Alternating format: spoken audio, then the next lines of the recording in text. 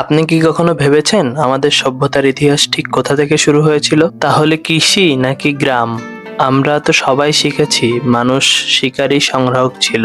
তারপর কৃষি শিখলো, গ্রামে বাস করলো, তারপর এলো ধর্ম, মন্দির, সভ্যতা। কিন্তু এখন যদি বলি এই গল্পটা পুরোপুরি ভুল হতে পারে। হাজার হাজার বছর আগে মানুষ গড়ে তুলেছিল এমন কিছু যা ইতিহাসের সব পাঠ্য বই উল্টে দিতে পারে। তো আমরা আজ যাচ্ছি এক অদ্ভুত স্থানে যেখানে লুকিয়ে আছে 12,000 বছরের পুরনো রহস্য। স্বাগতম গবেকেলি তেপের মায়াবী জগতে। তো আসলে এই গবেকালি তেপ কোথায়? এটি তুরস্কের দক্ষিণ পূর্ব অঞ্চলে সানিলুরফা শহর থেকে প্রায় 15 কিলোমিটার দূরে অবস্থিত একটি পাহাড়ি এলাকায়। নাম শুনলেই বোঝা যায় গবেকলি মানে মোটা পেট আর তেপে মানে পাহাড়। কিন্তু এই সাধারণ নামের আড়ালে লুকিয়ে আছে এমন এক অসাধারণ রহস্য যা আমাদের ইতিহাসের সব ধারণা কাঁপিয়ে দিয়েছে। 1960 সালে কিছু গবেষক এই জায়গার উল্লেখ করেছিলেন, কিন্তু তখনও কেউ কল্পনা করতে পারেনি এই স্থানে মানব ইতিহাসের এক অমূল্য ধন লুকিয়ে আছে। 1994 সালে জার্মান প্রত্নতত্ত্ববিদ ক্লাউস স্মিথ যখন এখানে খনন শুরু করলেন, তখন শুরু হলো ইতিহাসের নতুন এক অধ্যায়।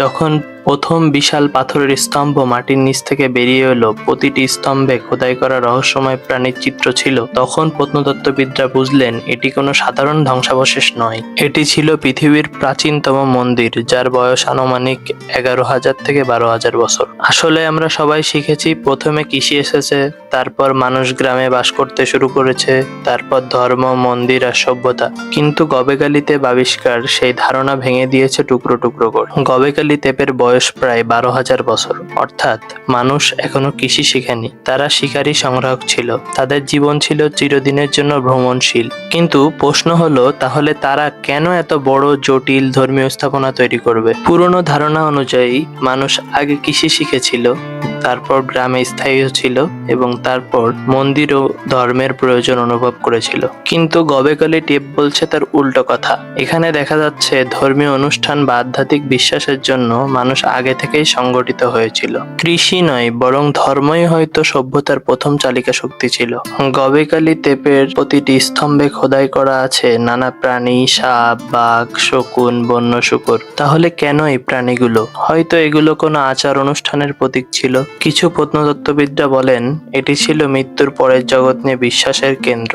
হয়তো এখানেই প্রথমবার মানুষ ভাবতে শুরু করেছিল আমরা মারা গেলে কি হয়। কল্পনা করুন তো, এক বিশাল প্রান্তর, চারপাশে পাহাড়, ঝোপঝাড়, তখনও কোনো লোহা নেই, চাকা নেই, আধুনিক যন্ত্র নেই, তবুও সেই সময় মানুষ গড়ে তুলেছে এমন এক স্থাপনা যা আজও আমাদের হতবাক করে।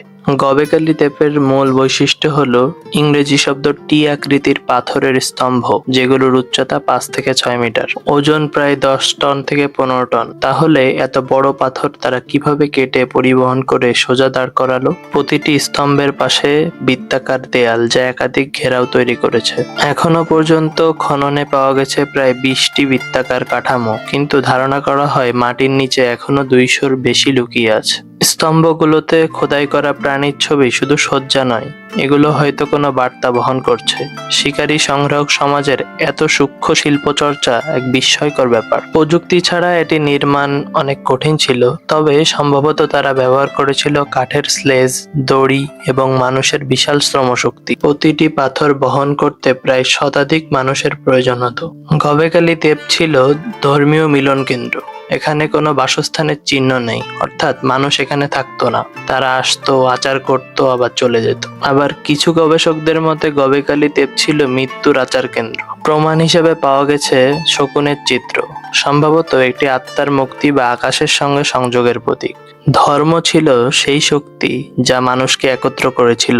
তারা শিকার করত, শস্য সংগ্রহ করত, আর যখন বড় কোনো আচার উৎসব হতো তখন শত শত মানুষ এখানে সমবেত হতো। একবার ভাবুন, কোনো ধাতব যন্ত্র ছাড়াই 10 থেকে 15 টন ওজনের পাথর কাটা, খোদাই করা, টেনে আনা এবং দাঁড় করানো। এটা অসম্ভব মনে হয়, তাই না? কিন্তু অসম্ভব মনে হলেও এটা সম্ভব হয়েছিল। পাথর কাটা হতো পাথর দিয়েই, বড় পাথরগুলো গড়িয়ে আনা হতো কাঠের লগের উপর দিয়ে, তারপর দড়ি দিয়ে টেনে সোজা করা হতো। শুধু তাই নয়, গবেকালি তেপ আমাদের দেখিয়েছে তখনকার মানুষ শুধু শিকারী ছিল না, তারা পরিকল্পনাও করতে পারতো, আবার গণনাও করতে পারতো। গবেকালি তেপ আবিষ্কারের আবিষ্কারের পর থেকে বিজ্ঞানী, প্রত্নতত্ত্ববিদ ও গবেষকদের মধ্যে চলছে তুমুল বিতর্ক। বেশিরভাগ প্রত্নতত্ত্ববিদদের প্রথম প্রশ্ন হলো, গবেকালী তেপ কি আসলেই বিশ্বের প্রথম মন্দির? বেশিরভাগ প্রত্নতত্ত্ববিদই এ বিষয়ে একমত হয়েছেন। এটি মানুষের তৈরি সবচেয়ে পুরানো মন্দির। কিন্তু আবার কিছু বিশেষজ্ঞ বলেন হয়তো এর থেকেও প্রাচীন কোনো স্থান এখনো আবিষ্কৃত হয়নি।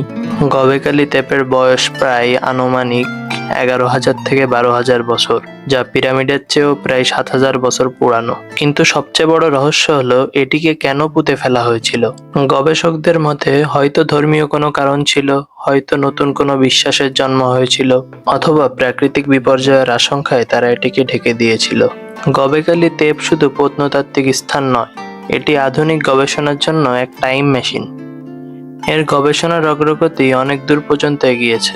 যেমন রেডিও কার্বন ডেটিং করে এর বয়স নির্ধারণ করা হয়েছে, তারপর স্যাটেলাইট স্ক্যান করে দেখা হয়েছে এখনো মাটির নিচে বিশাল অংশ লুকিয়ে আছে কিনা। গবেকালী তেপ পৃথিবীর ইতিহাসে একটি বিবর্তন এনে দিয়েছে। ধর্মীয় বিশ্বাসই হয়তো মানুষের প্রথম সামাজিক সংগঠনের কারণ ছিল, তবে সভ্যতার সূচনা হয়েছিল বিশ্বাস দিয়ে, কৃষি দিয়ে নয়। গবেকালী তেপ আমাদের ইতিহাসের বইকে নতুন করে লিখিয়েছে। এটি এখনো অর্ধেক গল্প, মাটির নিচে লুকিয়ে আছে আরো রহস্য। হয়তো একদিন আমরা জানবো কেন তৈরি হয়েছিল, কে বানিয়েছিল, আর কেনই বা পুঁতে ফেলা হয়েছিল। এখনো 90% এলাকা খনন হয়নি, তবে ভবিষ্যতের আবিষ্কার আমাদের আরো চমকে দেবে। শেষ প্রশ্ন রয়ে যায়, মানব সভ্যতার সূচনা আসলে কোথা থেকে হয়েছিল?